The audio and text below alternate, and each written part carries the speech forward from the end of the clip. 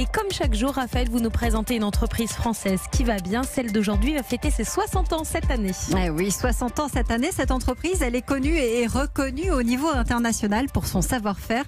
C'est Aumerin. Bonjour Xavier Aumerin. Bonjour. Merci d'être avec nous. Vous êtes le PDG du groupe qui porte donc le nom de votre famille. Vous êtes installé dans le Puy-de-Dôme. C'est là que vous fabriquez des câbles électriques. Vous êtes leader sur le marché.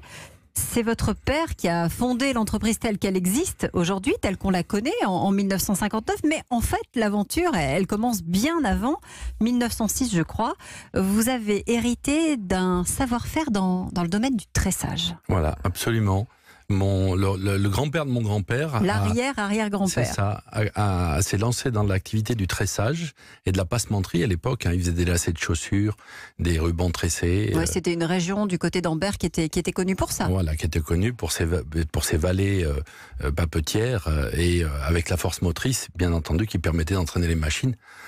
Et donc mon aïeul s'est lancé dans cette activité et l'entreprise est restée florissante même au stade artisanal pendant près de 60 ans, du début du siècle dernier jusqu'aux années 70. Et puis mon père en 1953 avec son diplôme d'ingénieur a décidé de réorienter l'activité et le savoir-faire du tressage vers le tressage de la fibre de verre et des gaines pour l'isolation électrique. Mais alors comment est-ce qu'il a l'idée justement d'appliquer finalement le savoir-faire familial pour fabriquer des gaines isolantes? C'est-à-dire qu'il y avait une problématique dans les moteurs électriques, c'est qu'il fallait isoler les sorties de bobinage avec des rubans vernis. Et je trouvais, il a trouvé que c'était une bonne idée. Parce que c'est le même principe. De fabriquer un tube au lieu d'un ruban. Un tube verni pour pouvoir isoler ces sorties de bobinage et permettre aux machines tournantes donc de remplir leur fonction. Et très rapidement, il s'est mis au fil électrique parce que ses clients lui ont dit, écoutez, plutôt qu'on isole des conducteurs avec des tubes isolants que vous nous fournissez, pourquoi vous ne pourriez pas nous faire des câbles, des fils et des câbles directement isolés avec la fibre de verre? Et c'est comme ça qu'il a fourni pendant plus de 30 ans les fabricants d'électroménagers de Dietrich, Scholtes, Rosière, d'autres des marques qui sont connues ou qui étaient connues. Et puis le Roi Sommer, le fabricant de moteurs. Et puis les choses après ont bougé, se sont étendues.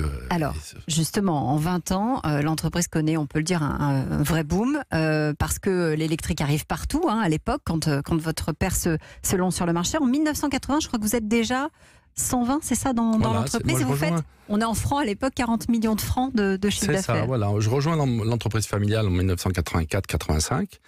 L'entreprise a 120 salariés, 40 millions de francs de chiffre d'affaires.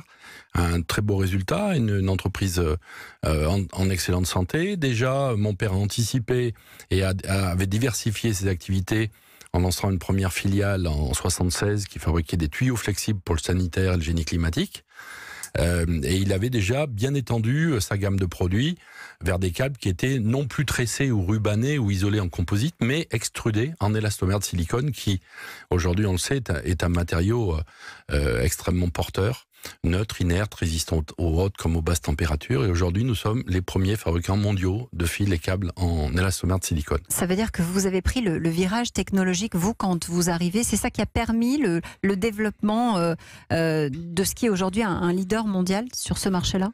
Parce que vous êtes quand même 1200 aujourd'hui. Oui, alors après, si vous voulez, dans les années 90, on a allié la croissance interne avec des constructions, avec des investissements lourds, importants, et avec aussi le lancement de politiques commerciales un peu plus ambitieuses, plus agressives, y compris une politique export que j'ai démarré au début des années 90.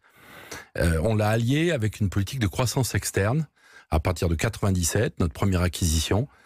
D'une petite câblerie, puis après des concurrents, des offres complémentaires, toujours dans un esprit et dans l'idée de compléter nos gammes, d'étendre notre mix produit et surtout de diversifier aussi nos productions et notre offre. Que dit notre coach? J'ai déjà une question. Combien de pourcentage de la Terre est électrisée? C'est-à-dire sur combien d'autres pourcentages vous allez encore pouvoir mettre des câbles électriques? Alors, il y a une différence. C'est-à-dire que quand on dit on fabrique des câbles, les gens imaginent qu'on fait tout de suite des câbles sous-marins, souterrains, et qu'on alimente toute la Terre entière en énergie électrique. Or, notre spécialité, c'est précisément pas ça. C'est-à-dire que notre spécialité, c'est le câblage interne des machines électriques. Donc, vous êtes dans l'automobile, par exemple, vous êtes aussi dans les machines. Dans les bateaux, dans les véhicules. Chaque nouvel objet vous amène une commande. Dans l'électroménager. Dans l'électroménager ou dans les circuits aujourd'hui, dans les ENR, beaucoup, dans les énergies renouvelables. Le raccordement de panneaux solaires, on est dans les systèmes, on est dans les mises hors gel, aussi la mise hors gel des systèmes. Et c'est combien de kilomètres de câbles, tout ça, à l'année? Alors, c'est 600 000 kilomètres de câbles. C'est vraiment à la louche, parce que c'est... à peu près, oui. Alors, on fait une fois et demi le tour de la Terre, et puis surtout, on a 130 000 références produits et 60 millions de mètres de câbles en stock. Et vous faites sur 5 210 millions d'euros de chiffre d'affaires, 11 sites de production, c'est ça aujourd'hui? Voilà, c'est ça, dont 3 à l'étranger. Comment on fait pour rester dans la course aujourd'hui? On trouve de nouvelles applications, de nouveaux produits, on essaye de vendre des solutions aussi? Cette question, on se la pose tous les ans. Et à la fin des années 90, on a compris qu'il fallait changer notre modèle. On avait appris pendant toutes ces années à fabriquer des câbles, à aller les vendre à l'ancienne avec un catalogue sur une foire expo, etc., avec des commerciaux du terrain.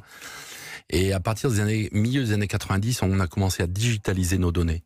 C'est-à-dire qu'on s'est dit, si on veut agrandir, si on veut recruter, si on veut offrir au plus grand nombre, et en plus dans tous les secteurs, parce qu'on est multisectoriel, non seulement multisectoriel, international, nos produits, il faut pouvoir permettre à nos clients et surtout à tous nos collaborateurs d'avoir accès extrêmement vite à la juste information au juste moment. Et donc nous avons attaqué la digitalisation de nos données, et je dois dire que les 10 ou 15 dernières années, notre progression, elle a beaucoup reposé sur notre modèle, plus que sur notre savoir-faire industriel. Parce que vous étiez devenu efficace. En digitalisant vos données, vous êtes devenu efficace. On essaye d'être rapide, on essaye d'être vif, et on essaye d'être rapide, d'apporter un service rapide et une information rapide à nos clients. Et manifestement, ça marche, puisque vous êtes numéro 1 mondial des câbles électriques. C'est Omerin, le groupe Omerin. Merci d'être venu nous en parler. C'est l'entreprise qui va bien. Merci aujourd'hui sur Europe 1.